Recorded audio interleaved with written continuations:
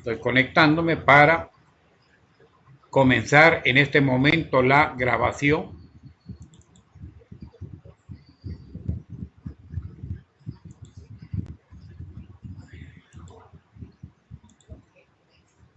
Buenas noches para todos.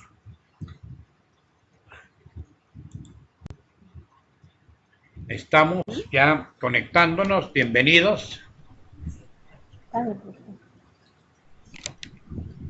Dice en plataforma y espacio para entrega de respuestas, tutoría 4. Efectivamente, hay un espacio y las preguntas en este momento, con eso vamos a comenzar. Es decir, cuáles son las preguntas que se van a ubicar a continuación. Escribimos esa interrogante, son dos preguntas.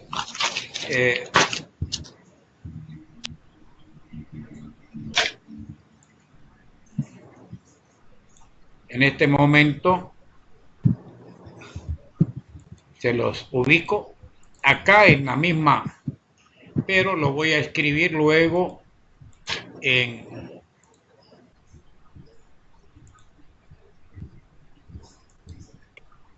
con eso comenzamos entonces.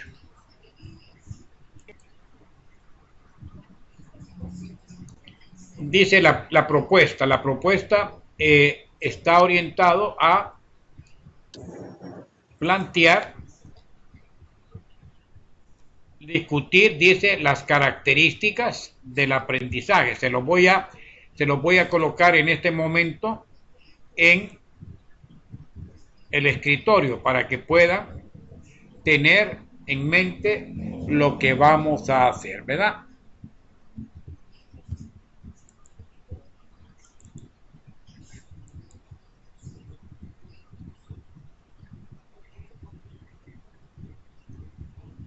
Bienvenida, Carla.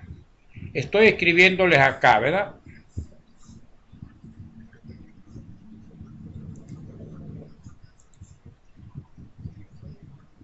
Dice,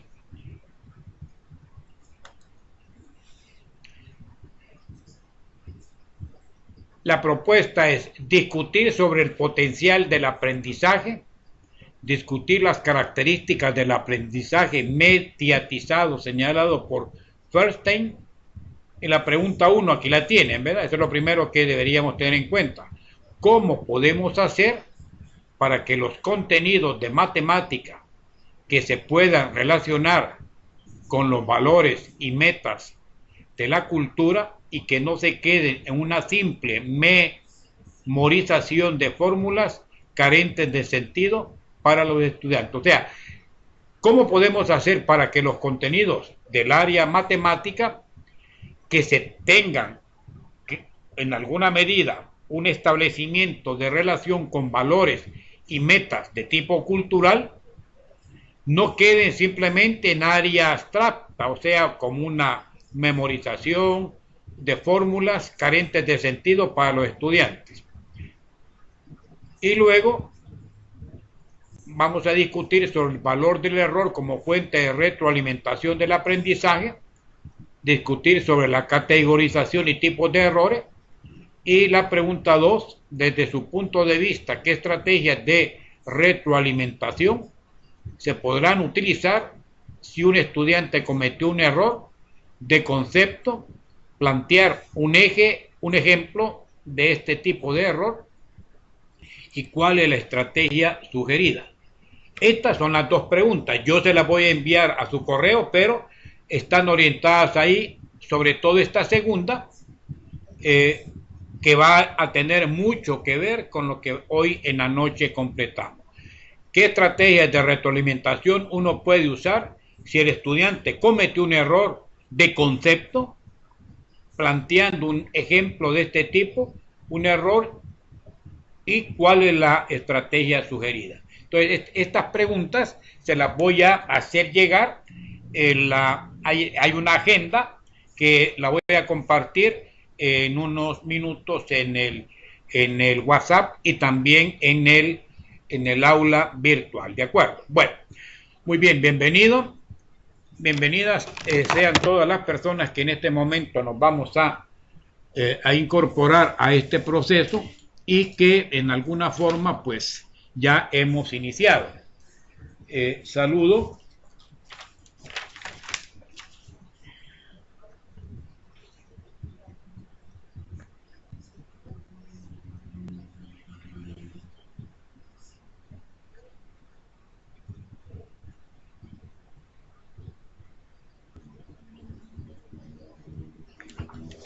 a todas las personas que se conectarán en esta noche y comienzo con Marvin Argueta,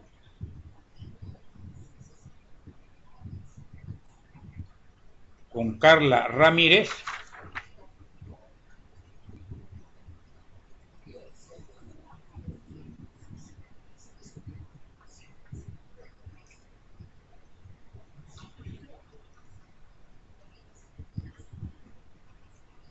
con Jocelyn Argueta,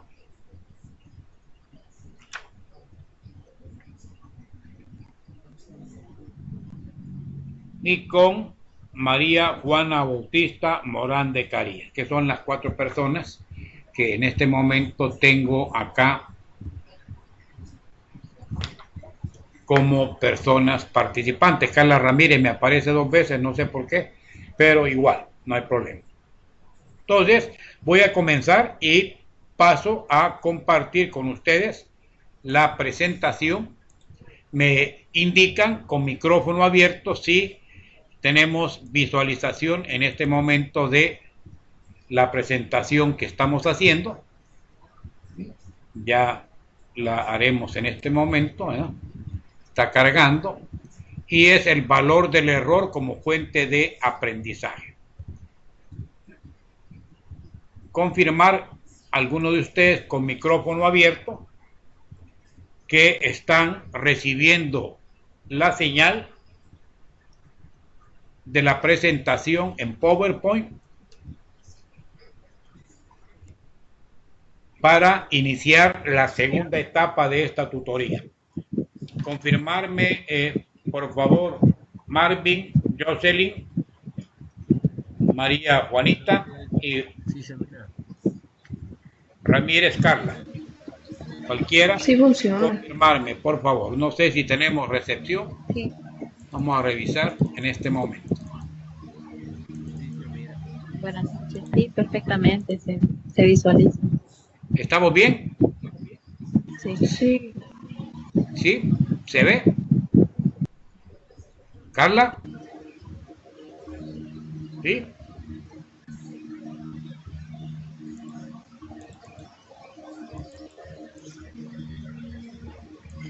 De sonido, ¿cómo estamos? ¿Se escucha sin problema? ¿Estamos bien? Sí, el sonido está bien.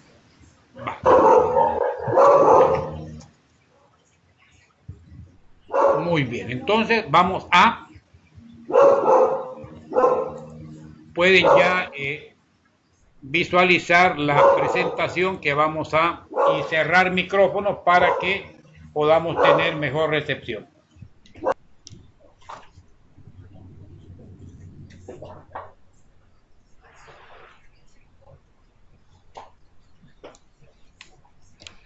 Muy bien, iniciamos entonces con la primera lámina y es de qué manera los errores que en algún momento dado se pueden cometer en los procesos de generación de trabajo en el día a día pueden servir como elementos que como una retroalimentación sirvan concretamente de un aprendizaje significativo.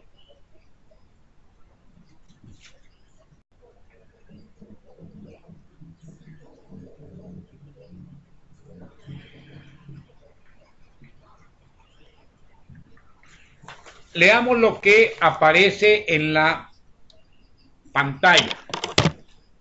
Dice, es importante para el docente, ya sea hombre o mujer, profesor o profesora, conocer sobre los errores, concretamente errores propiamente dichos. ¿Por qué? Porque cuando hay en el proceso de enseñanza-aprendizaje un error, ese error va a permitir tener indicadores, llámese información o llámense datos, que van a posibilitar un aprendizaje de calidad, porque esos errores van a servir como fuente de retroalimentación al docente. ¿Cuándo vamos a hablar de un error? Bueno, en el área de matemática,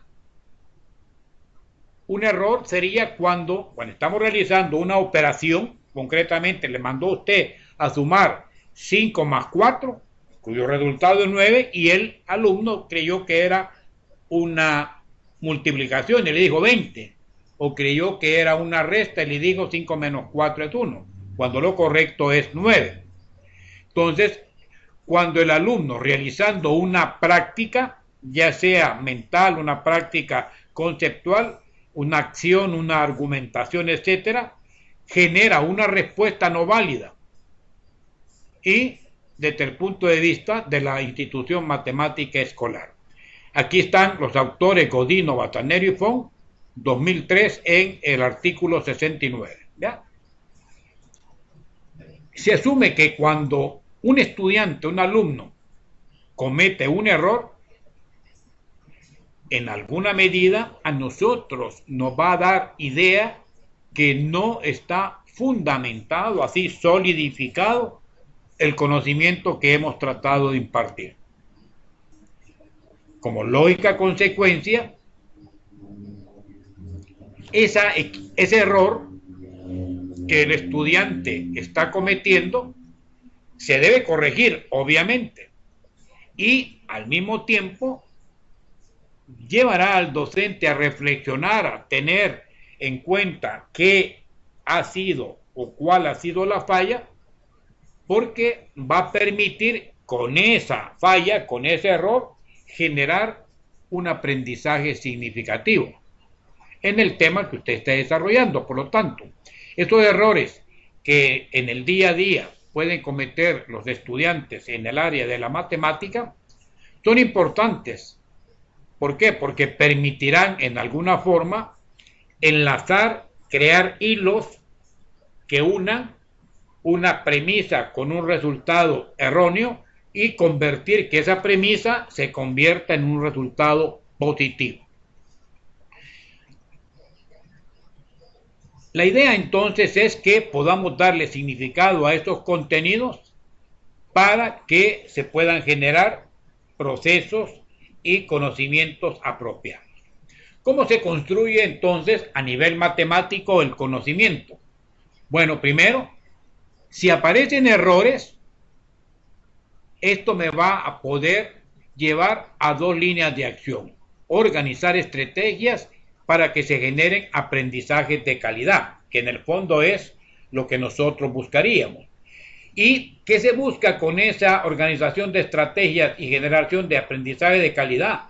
Bueno, lo que buscamos es que lo que ha servido como un error sea una fuente viva de un aprendizaje significativo, ya sea operacionalmente o conceptualmente, o sea, o bien en forma operacional o bien en forma conceptual.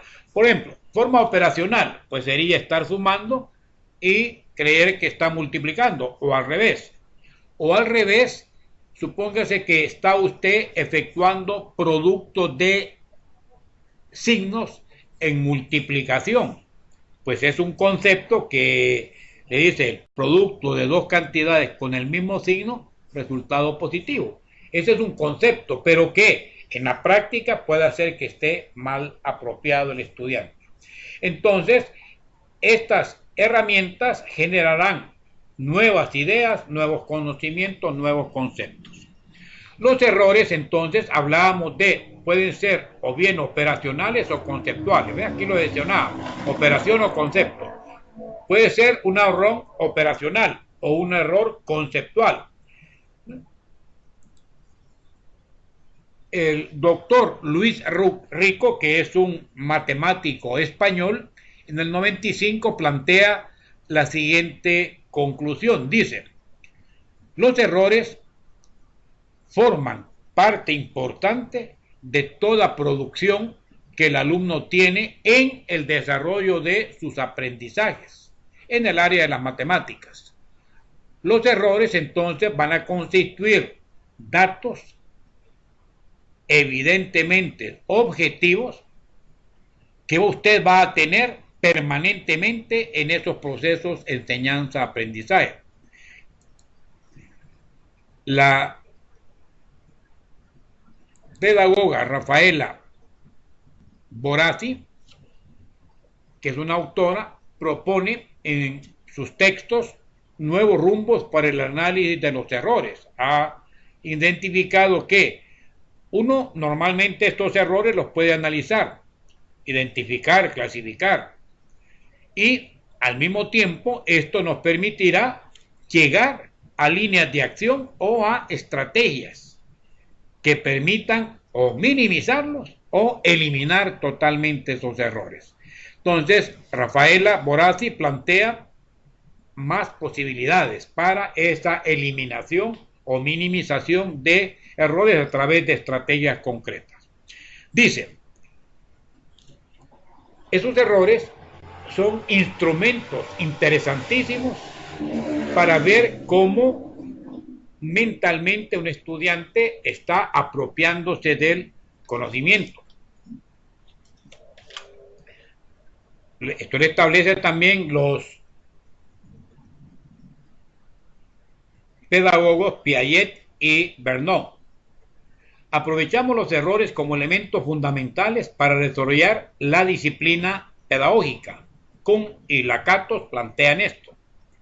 Y esto permitirá que partiendo de esos errores que el estudiante va cometiendo en general, pueda generar programación de ordenadores, comprender lenguajes avanzados de programación y utilizar en los propios contenidos trabajados, lo genera también papel. En resumen, hay dos vías de acción para trabajar con los errores.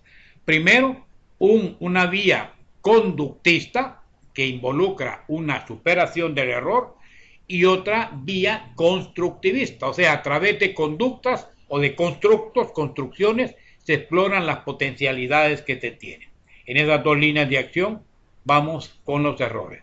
Y acá aparecerán una serie de elementos interesantes, el tipo de error en la primera columna según la causa, descripción del error cometido y un ejemplo ilustrativo. Voy a ir brevemente comentando estos errores según la causa. Bien, primer error, alumno que tiene dificultad de lenguaje. La descripción son errores que se cometen cuando vienen derivaciones del uso inadecuado o mal uso de los símbolos y términos matemáticos debido a su inadecuado aprendizaje. Ejemplo ilustrativo, cuando uno plantea la raíz de 4, en el fondo a veces solo se da 2, pero no olvidar que puede ser más o menos 2. No solo el 2 como resultado, sino que el doble signo. ¿Por qué? Porque si usted eleva 2 al cuadrado, obtiene 4. Y si usted eleva menos 2 al cuadrado, también obtiene 4. Segundo error, dificultad en la obtención de información espacial. Estos errores provienen de la producción de representaciones icónicas, o sea, de imágenes espaciales inadecuadas en situaciones matemáticas. Una representación inapropiada de una imagen, por ejemplo, puede generar un problema geométrico cuyo enunciado ha sido planteado verbalmente. O sea, por ejemplo, está hablando usted de un cono y está dibujando un cilindro, por decir algo exageradamente, ¿no? El error también puede ser debido a aprendizajes deficientes de algunos prerequisitos para entrar al desarrollo de un ejercicio en concreto. Errores originados por deficiencias en el manejo de conceptos, contenidos, procedimientos en una tarea de matemática. Por ejemplo, una identificación de intervalo continuo de números reales 2,3 con el conjunto discreto 2, 1 o 0, 1, 2, 3. O sea, si son intervalos continuos de números reales entre 2 y 3, esto obviamente ¿a qué nos llevaría? Que si estuviéramos hablando de números reales, pues serían todos los números reales entre 2 inclusive y 3. Ahí estaría el 1, sí, estaría el 1, no, estaría el 2.5, sí, y cualquier otro número, ¿ya? Luego, asociaciones incorrectas debido a rigideces del pensamiento son causados por la incapacidad del pensamiento para ser flexible, es decir, adaptarse a situaciones nuevas. Interesan a veces algunos subtipos. Otro error por perseveración. Acá demostrar una propiedad sobre triángulos usando triángulo rectángulo. O sea, si usted va a hacer una demostración, no puede tomar en particular un triángulo rectángulo porque los triángulos no solo son rectángulos, sino que también hay triángulos oblicuángulos, ¿verdad? Aparte de los rectángulos. Y entre esos oblicuángulos pueden ser los obtusángulos o acutángulos. Entonces tiene que, si es una demostración, plantearse en general para cualquier triángulo, no para uno en particular. Pueden ser elementos de error de asociación. Por ejemplo, usted tiene la raíz de X sumada con la raíz de Y y alguien, un estudiante dice, mire que no es suma, pues entonces se va a sumar X más Y y da como resultado ese. Es un error conceptual porque para sumar raíces no solo se suman la cantidad de sus radicales, pueden ser de interferencia. Por ejemplo, usted dice 4 por 4, 8. Está sumando, ¿verdad? En vez de multiplicar. O dice 2 al cubo 6 porque está multiplicando 2 por 3. Vean ejemplos que se pueden presentar. También en estos errores, pues ahí tienen otro modelo. Aplicación de reglas o estrategias de tipo irrelevante de la propiedad correcta. Si el producto de X y es igual a 0, entonces o X es 0 o Y es 0. Usted puede aplicar erróneamente. Si X y es igual a 2, como aquí le dieron, mire, X y igual 0, el producto igual 0. ¿Cuándo se consigue? Cuando el primer dato o factor sea 0 o el segundo sea 0. Le dijeron eso. Entonces viene, si X y es 2, va a decir, mire, eso se cumple siempre que X y Y sean 2, y no es cierto, porque 2 por 2 daría 4. Bueno, ahí tienen algunos ejemplos de errores que se aplican frecuentemente. Puchulo, en el 2005, que es otro escritor en esta línea de los errores, aplica la regla de los signos de la multiplicación al efectuar sumas o restas. ¿Ven? Dice, menos 2 menos 4 da 8. ¿Por qué? Porque me han dicho que menos 2 por menos por menos da más, sin saber que esa es exclusiva del producto. O sumar números racionandos efectuando adición de numeradores y denominadores. Le dicen 3 cuartos más 1 medio, suma los numeradores y suma los denominadores a la respuesta. O bien dividen números racionales aplicando el algoritmo de la multiplicación, o resuelven divisiones donde el dividendo, o sea el denominador, es un 0, pensándolo como un 1 o ignorando su presencia, simplificando fracciones, dividiendo el numerador y el denominador por números distintos. Y aquí hay otros ejemplos, ¿verdad? Vean este. Asocian que un decimal periódico se obtiene en todos los casos como una fracción cuyo numerador es igual al número sin la coma y con su periodo truncado, o expresan la parte entera como numerador y el periodo como denominador. Consideran que tienen números negativos elevados a cierto exponente cuando el signo menos está antepuesto a la potencia. Por ejemplo, le dicen menos paréntesis 2 menos 2 al cubo. Bueno, se eleva menos 2 al cubo, eso da menos 8 y le cambia el signo, más 8, ¿verdad? Recuperar esquemas de multiplicación reiterada. Asumir que toda potencia de exponente nulo A a la 0 da por resultado 0, ¿no es cierto? ¿Verdad? A la 0 da 1. O aplican distributivas de la radicación con respecto a la suma y o a la resta. Ahí tienen algunos ejemplos de errores frecuentes. Estimar que la raíz con radicando negativo e índice impar tiene un doble resultado. Dice, la raíz cúbica de menos 8 es más menos 3. No, y solo sería un resultado negativo. Decodificar incorrectamente valores representados por literales en una recta numérica. No, en la recta numérica son reales, ¿verdad?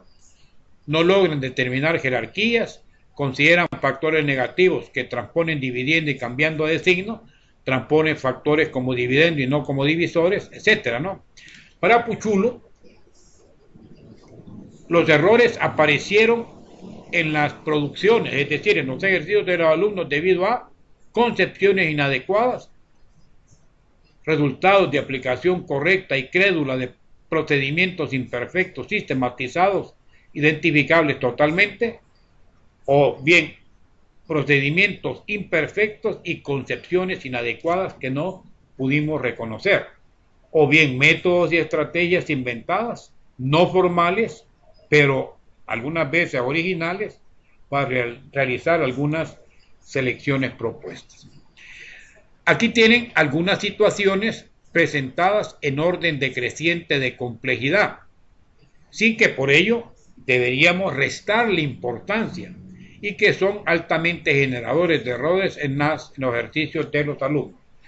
Por ejemplo, plantear en términos de una ecuación lineal una expresión del lenguaje coloquial, o sea, del lenguaje tradicional. Hallar expresiones algebraicas fraccionarias equivalentes a una dada. Otro ejemplo. Resolver potencias índice par cuando se antepone un signo negativo. Interpretar informaciones procedentes de gráficas o calcular potencias con exponentes fraccionarios y negativos. Y aquí hay otros. Extraer factores de radicales cuando los mismos se hallan en el denominador de una fracción. O reconocer figuras planas a través de definiciones formales, etc.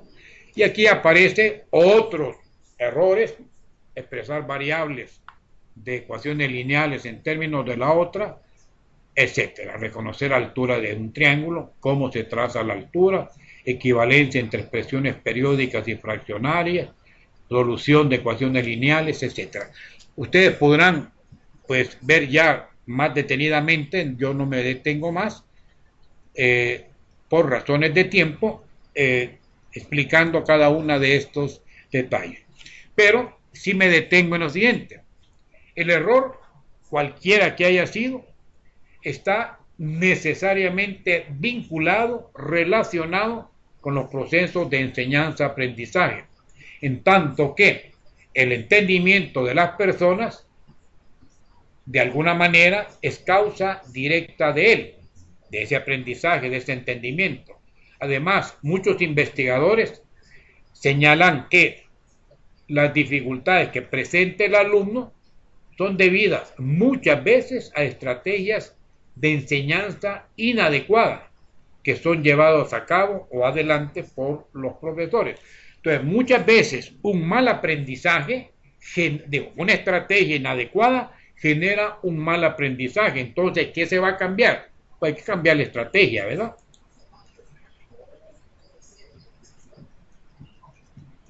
Gran parte de las equivocaciones tienen orígenes en procesos de enseñanza-aprendizaje de la matemática con características como uso exacerbado de aplicaciones algorítmicas, uso de reglas poco trascendentes, desarrollo muy aplicado a lo algebraico y escasamente no apropiado ni relacionado con la resolución de problemas. Escasa importancia al desarrollo de competencias, abuso de prototipos y tratamiento de problemas muy centrado en lo numérico. Entonces, ¿de qué manera todo esto que hemos visto lo vamos a enfocar para que podamos tratar apropiadamente los errores y conducir estos errores a que sean fuentes de aprendizaje? Primero, usted que va a tener que identificar, va a tener que identificar si la estrategia que usted ha usado el año pasado, el año antepasado, es apropiada en este momento. o sea, ver si la estrategia que está utilizando para la enseñanza de un concepto o de un conocimiento en el área matemática es apropiado actualmente. Si no lo es, pues tiene que cambiarla. ¿Y esto cómo lo va a ver? Corrigiendo los errores y permitiendo que el estudiante sea el que identifique que a través de procesos no pasivos, sino que activos, se conviertan en ellos mismos en sujetos de su propio autoaprendizaje. Vean este cuadrito relacionado con la enseñanza de la matemática. Primero, la estrategia va a ser percibir errores y proporcionar los errores. El proceso de superación va a ser, los estudiantes deben tener una participación activa, identificando cuál ha sido el error y muchas veces a qué se debe ese error, cuál es la causa. ¿Y esto cómo se va a llevar a cabo? Bueno, si tenemos una evaluación, esa evaluación es entregada de vuelta para identificar la naturaleza del error. Fue un error de concepto, fue un error de un principio mal apropiado, o un error operativo. Tener conocimiento del error cometido en cada contenido es la vía de trabajo.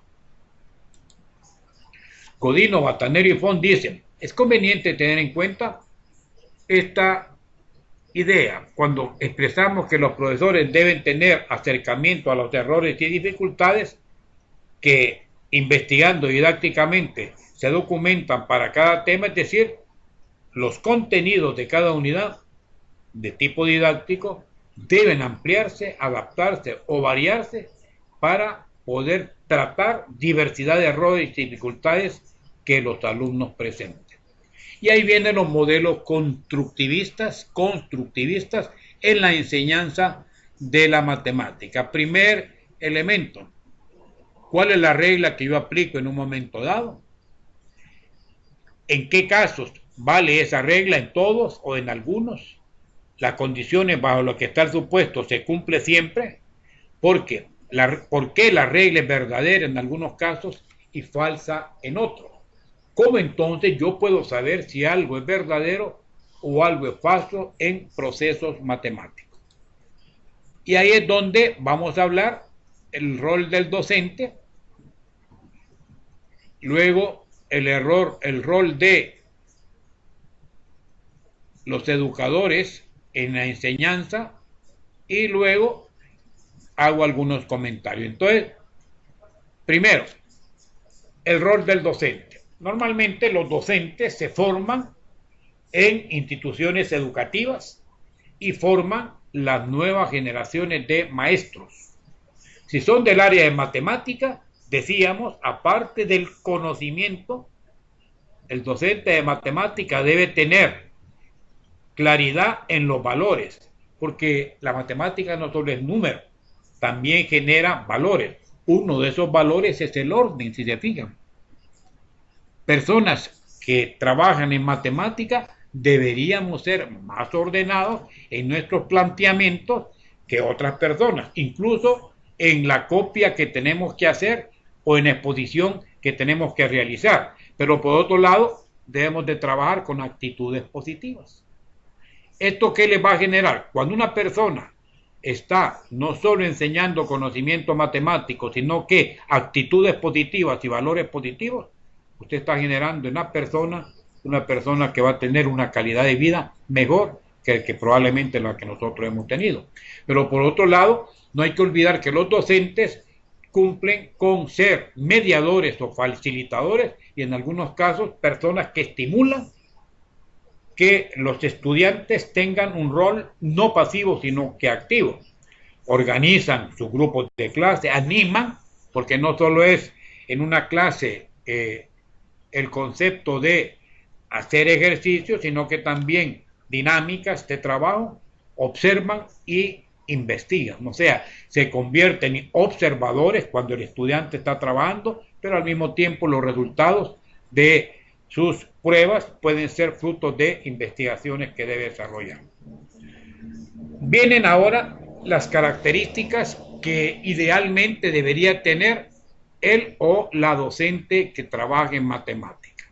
Primero, ser nexo entre sociedad actual y educando, ¿sí, verdad?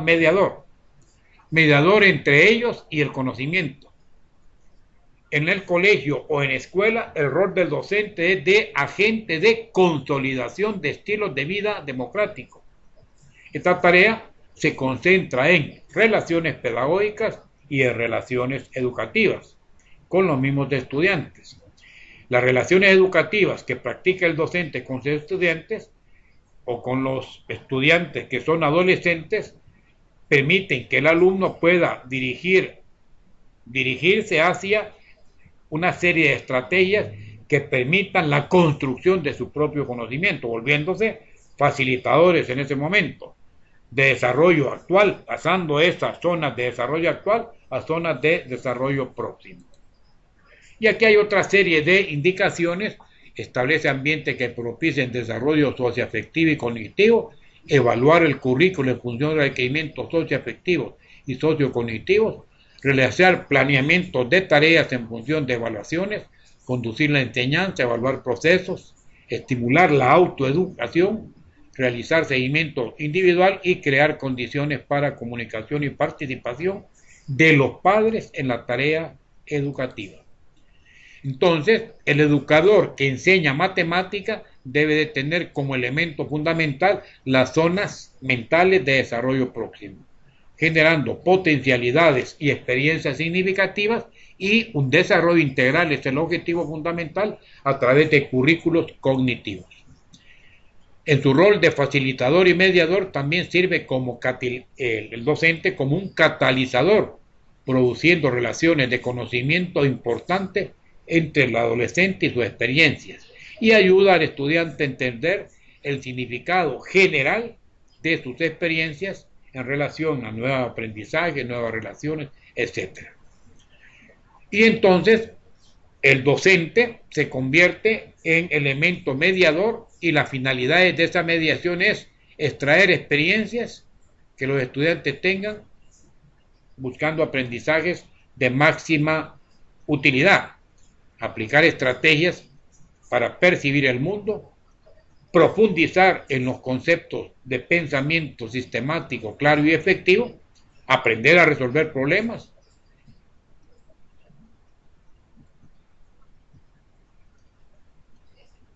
El profesor también cumple con las siguientes funciones: estructura el material, el medio o situación de enseñanza, organiza ambientes ricos en estímulos y propone metas claras que permitan al estudiante apoyar al estudiante en esa elección. Entonces, como sabemos, en estos procesos el error va a ser un elemento muy natural que va a involucrar el proceso de enseñanza-aprendizaje. En la función de apoyo mantener posiciones permisivas y atentas, responder, fíjense, a los aspectos positivos de conducta e intervenir si se lo solicitan o si es muy necesario. Bajo eso, el docente no se muestra ansioso por llegar a resultados. A veces hay que tener en cuenta que el aprendizaje no es inmediato, sino que son procesos del día a día.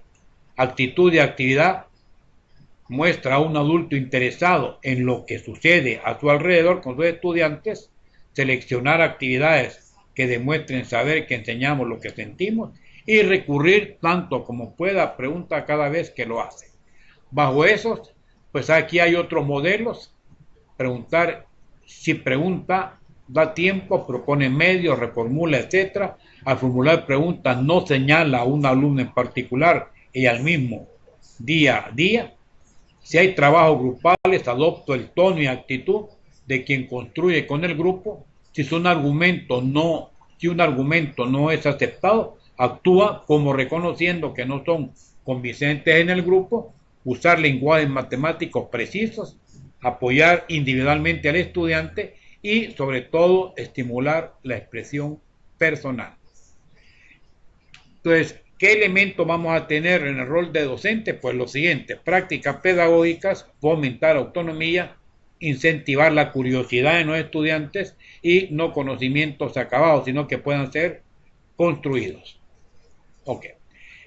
Eso, así a grandes líneas, es lo que podríamos plantear con relación a toda la conceptualización de qué manera los errores nosotros los podemos utilizar como práctica para hacer feedback o retroalimentación en ese sentido. Entonces, paso a lo que sería ya la interiorización de los elementos, comentarios del grupo. Esta es una parte que es bastante abundante, tienen suficiente material para ver distintas posibilidades de error y en base a ese material también contestar las dos preguntas que vamos a generar. En este momento pues paso a que comentemos si lo podemos hacer a continuación, ¿verdad? Dejamos de presentar y nos vamos a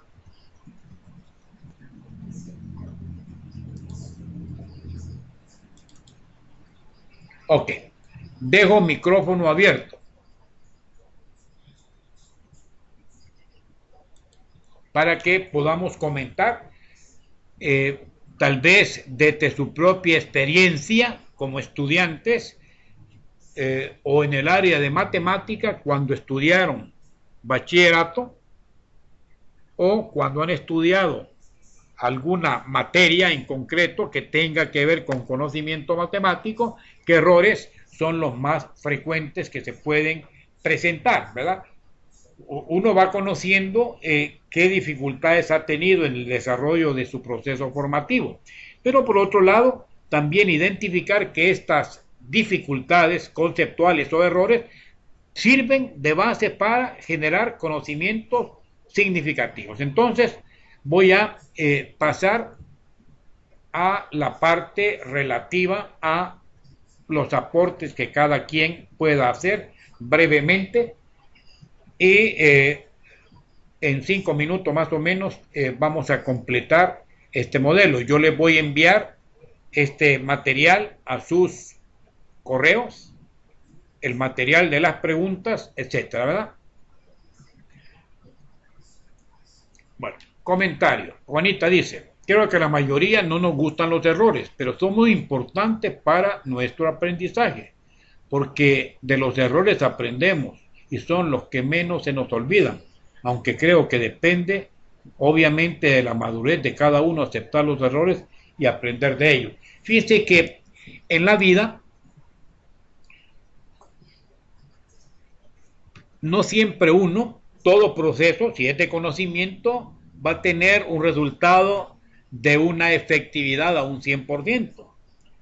Hay errores básicos cuando se está aprendiendo los conceptos matemáticos mínimos o elementales que son muy frecuentes, pero efectivamente una conceptualización equivocada y obtenida en un proceso deberá ser identificada para ser corregida.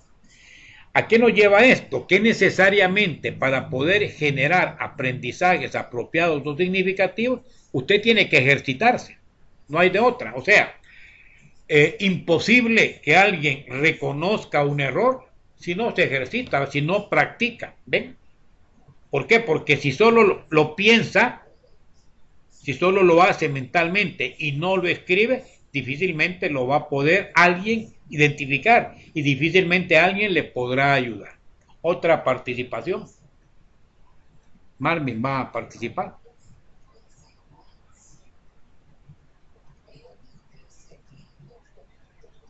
Y los errores así se superan.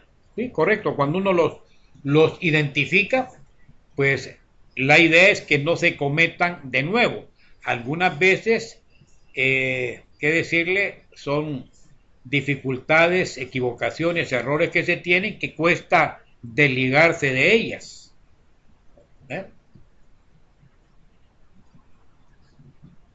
Debemos tener buena actitud para mejorarlos, efectivamente, ¿no? Porque, y es una actitud a veces de humildad.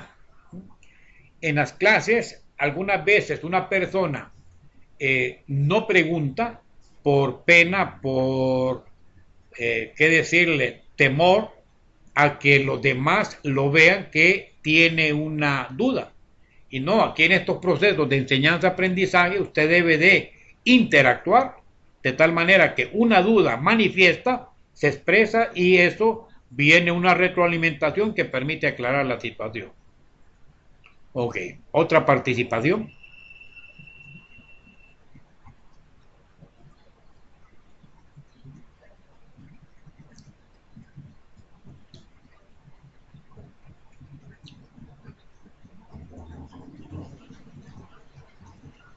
Ok, vamos todavía, ahí hay algunas personas, no sé si Carla. Marvin Argueta dice, en cuanto al docente debe estar al pendiente de los alumnos y reportar en lo que se ha equivocado el estudiante. Sí, es decir, si no hay esa interacción entre el que enseña y el estudiante que es enseñado, si alguien llega como que fuera un robot a un aula y se retira como que es robot, nunca va a tener esa retroalimentación, ni nunca va a tener la posibilidad también de poder ayudar a sus estudiantes. ¿De acuerdo? Bueno.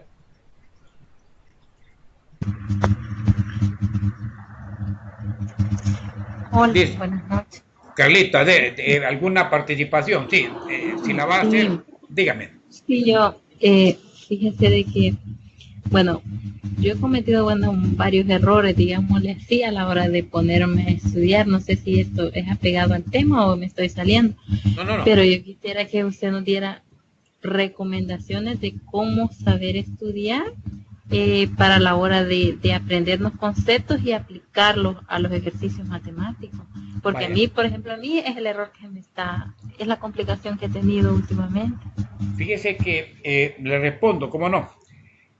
Normalmente en el proceso de asimilación de conceptos matemáticos, eh, pueden existir dos vías de trabajo. Una de memorización plena, fíjese, o sea, tratar de memorizar totalmente un proceso, o problemas en donde no hay un razonamiento o una lógica para resolver un problema. Le digo por qué. Una de las, llamemos, de las dificultades en cualquier nivel, justamente la resolución de problemas. Porque el estudiante trata de acomodar la resolución de un problema a través de una memorización de pasos. Y en matemática, más que, claro, uno tiene que en alguna forma sistematizar, o sea, generar un proceso de aprendizaje sistemático que sigue un orden, a eso se refiere, pero que en alguna forma la persona pueda ir razonando. Una estrategia que yo cuando estoy con, o he estado con personas que han tenido alguna dificultad en un área concreta de matemática, es la siguiente. Yo les digo, mire, está este ejercicio, bueno, yo explico un ejercicio, llamémosle así, y luego hago que el estudiante repita, pero ya solo yo observando un ejercicio parecido, con un grado de dificultad similar. Le coloco un caso. Supongamos que usted está en el área de estadística generando de una serie de 20 datos un ordenamiento ascendente de menor a mayor, ¿verdad? Esto pues no requiere más que fijarse qué dato va antes y después con el orden normal que mentalmente alguien puede decir, que sería la recta real, ¿verdad? Sin embargo, cuando ya usted está clasificando, por ejemplo, le dice, mire, hay la amplitud de la serie, bueno, dato mayor menos dato menor, qué sé yo, si el dato menor es 15 y el mayor es 85, se dice 85 menos 15 es 70. ¿Y qué hago con ese 70, que es la amplitud? Ah, me lo va a dividir entre el número de clases. Ese número de clases o el profesor se lo da, o el número de clases es calculado por reglas de la raíz par o la regla de Sturge, por decir algo. Pero si ya se lo da el maestro en principio, ¿qué es lo que tiene que hacer el estudiante? Simplemente dividir la amplitud entre el número de clases. Y de repente sucede que le quedó 5.4, fíjense, 5.4 de ancho de clase. Bueno, una de las tareas que se recomienda, por ejemplo, es 5.4, no es aproximarlo matemáticamente, porque la aproximación matemática de 5.4 sería 5, ¿verdad? 5.4 redondeado a 5, que es el número más cercano a 540. Sin embargo, cuando se está hablando de procesos estadísticos, para generar una posibilidad de que algún número no nos quede fuera de las clases que vamos a construir, usted tiene que romper el esquema de aproximación matemática a un esquema de aproximación estadística. 5.4 redondeado dice al entero mayor. Entonces el entero mayor a 5.4, 6. Y ese es el dato que se usa y ahí se van construyendo las clases. Pues esa dificultad de construcción de clases y la posterior ubicación de los datos, aunque para algunas personas es muy simple, para otras, no crean, se complican. Entonces, desarrollando muy pausadamente un modelo, usted deberá lanzar, porque al final el aprendizaje se hace por práctica, o sea, en el área matemática, de que el estudiante comience a trabajar y muchas veces se equivoque. Claro, la idea del docente no es que se equivoque el estudiante, pero sí de esas equivocaciones sacar como experiencias, como se habla en el lenguaje técnico, las experiencias adquiridas, fíjate, experiencias adquiridas. Alguien dice, mire, 5.4, 5 dice de redondeo, sí, este es matemático, pero entonces hay que explicar por qué debe existir esa aproximación estadística al entero próximo mayor, por decirlo algo. Pues. Entonces, en ese segundo acto, como que fuera una obra de teatro, ¿verdad? Hay una introducción, hay una especie de desarrollo de praxis o de práctica y hay un epílogo o una conclusión. Cuando ya el estudiante ha desarrollado eso, pues si se ha alcanzado el grado de competencia requerido, usted puede pasar al siguiente tema. Si no, no se puede dar el lujo de pasar. Tendrá que repetir con otro ejercicio hasta lograr que exista esa competencia adquirida. Claro, alguien dirá, bueno, pero esto nos consumió una hora clase, sí, pero no importa, pues. O sea, al final, si bien es cierto que nosotros estamos con programaciones didácticas, que en alguna forma hay programas y contenidos a desarrollar, una de nuestras tareas es que a quien va dirigido el conocimiento sea apropiado ese conocimiento. Si no es apropiado, ¿de qué sirve ir de tema en tema avanzando si van quedando lagunas y de repente se hacen océanos? Es mejor un conocimiento bien adquirido para pasar al otro, aunque a veces se tenga que sacrificar contenido, o sea, cantidad de contenido. Ese es un poquito lo que podría plantear. Gracias. Dice, es importante que el docente cree en la capacidad del alumno.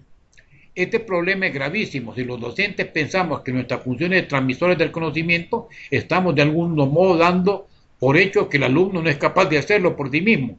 Debemos preparar el terreno para que el niño descubra y aprenda por sí mismo y dedicar tiempo para retroalimentar en el área que ellos lo necesiten. Es importante abrir un espacio para escuchar sus opiniones y dudas y así solventarlas. Exactamente. La tarea, bueno, los roles de los docentes del siglo XX, no a finales, sino que allá por los años 70, 80, eran roles distintos del rol que hoy el docente debe tener. El concepto memorístico, en esta época, le estoy hablando del 70, cuando yo salía de bachiller, por cierto, en 1972, nuestros maestros nos generaban procesos en donde nosotros lográbamos aprender, pero a base de mucha memorización, poca lógica. Cuando uno llegaba ya a la universidad, ahí cambiaba el papel, ya no era tanta la memorización, eran más los procesos lógicos. Entonces, al final uno se acomodó a ese proceso. Hoy la pedagogía moderna define otro concepto, no es concepto memorístico. Claro que debe existir, pero no es ese el objeto, el objetivo fundamental y total. Vienen los procesos de construcción del conocimiento. Y fíjense, estudiantes que usted les enseñe justamente a ser autodidactas, son más autónomos, son más independientes y con toda seguridad está usted convirtiéndolos en mejores ciudadanos, con capacidad de un razonamiento crítico, con capacidad también de poder incidir en la vida ya general de una nación a través de innovaciones, a través de muchas situaciones que se presentan. Bueno, ok, por ahí estamos entonces. Douglas se incorpora. Douglas, segundo apellido, tu apellido, Douglas. Cruz. Dígame. Cruz. Vamos a ver. Douglas Cruz, ¿verdad? Okay. Sí, exacto. Va. Lo anoto acá. Bueno. Si no hay más preguntas o más participaciones, pues daría yo por cerrada la... había una aquí lo tengo. Dice, es triste cuando un docente está equivocado, pero no lo acepta. Si los alumnos tienen la razón, y de ahí tiene que ver la humildad que usted menciona, porque nadie es perfecto. Bien, esto es importante. El docente, en un momento dado, se puede equivocar. Y a veces nos equivocamos por dos razones. Porque en el proceso de desarrollo de un modelo se nos fue un signo, se nos fue lo que ustedes quieran, que son errores menos graves, aunque sí son errores al final, o por desconocimiento. Por desconocimiento. Y si es por desconocimiento, pues ¿qué le toca hacer? Pues aceptar que se ha equivocado, porque puede ser alguien, un estudiante que de repente le señale que no es apropiado porque por lo que sea y da una explicación, en cambio viene el docente y se aferra a que es esto cierto. En un colegio que no voy a mencionar, hace 2 años, es un colegio de gran prestigio, allá por la zona del Escalón, pero no voy a mencionar qué colegio es un colegio de señoritas. De repente tuve una estudiante que me pidió apoyo para el desarrollo de unos contenidos del área de estadística. Y sucede que la docente le estaba dejando de problema a la niña que hallara las medidas descriptivas, media, mediana, moda, de una serie de datos. Sucede que estas medidas descriptivas, media, mediana, moda, en principio son ideadas para datos cuantitativos, ya sea discretos o continuos, pero cuantitativos. Sin embargo, de esas 3 medidas, la moda, de las 3, media, mediana y moda, es la única, oiga bien, la única que usted puede usar para encontrar un resultado si el dato es cualitativo. Le pongo el caso. Suponga que usted está investigando el estado civil de las personas y encontró en 50 personas que 10 eran casadas, que 20 eran solteras, ya van 30, que 5 eran viudas, van 35, y que 15 eran divorciadas. Bueno, obviamente tiene números, ¿verdad? Y 4 categorías, pero bajo ese concepto, la única medida descriptiva que se puede calcular para definir la moda del grupo de categorías, perdón, la única medida descriptiva para definir es la moda. ¿Por qué? Porque es el dato de mayor frecuencia. Entonces nosotros diríamos, la moda es la categoría con mayor frecuencia. Ahí no pasa nada. Claro, si es cuantitativo, ahí no hay ningún problema. Que puede dar media aritmética, mediana, moda. Pero nunca, óigase bien, nunca, así, nunca, me va usted a hallar un promedio, una media aritmética de 4 grupos. No tengo 5 números, pues puedo sumarlo y dividirlo y ya obtengo resultados. No, pero ¿y ese resultado qué es? Si no son categorías, pues usted no me puede decir que el promedio es ser soltero o el promedio es ser viudo. No, eso no se puede. O que la mediana, que es la medida de posición, es ser casado. No. Entonces, digo, viene, le deja ese dato y le insistía que se debía obtener. Cuando se le da la respuesta, pues se enoja así porque decía que ella había enseñado cómo hacerlo y que así debía hacerlo. Bueno, vean qué decisión más difícil.